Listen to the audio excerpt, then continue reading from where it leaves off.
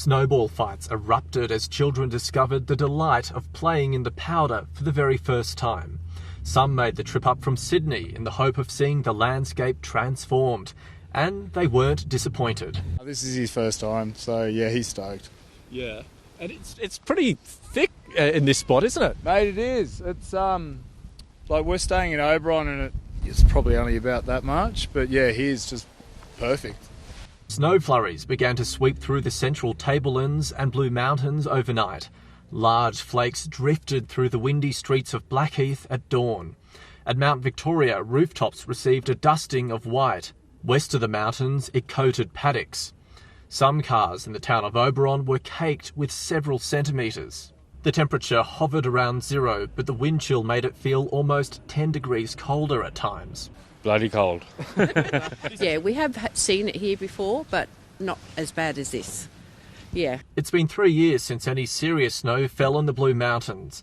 There was a little snow earlier in the winter, but nothing that settled on the ground like this. On the road to Shooters Hill, there was slush, and once you got there, enough snow to build a snowman. And if you knew where to look, there were pockets of high country where the cover was thick enough for a little snow sport.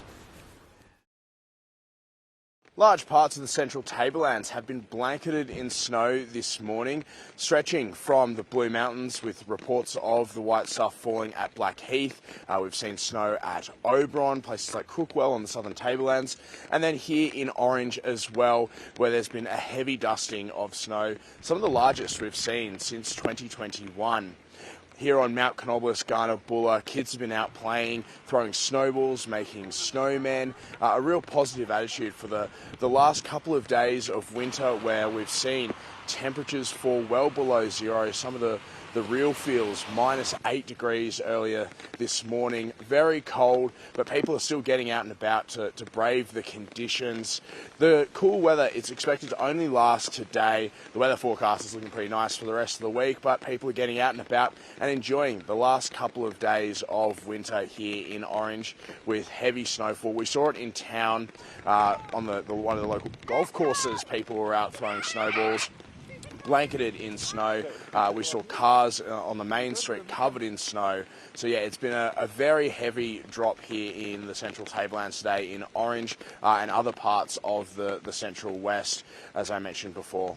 So a really enjoyable last couple of days for winter for people here, getting out and enjoying the last of it.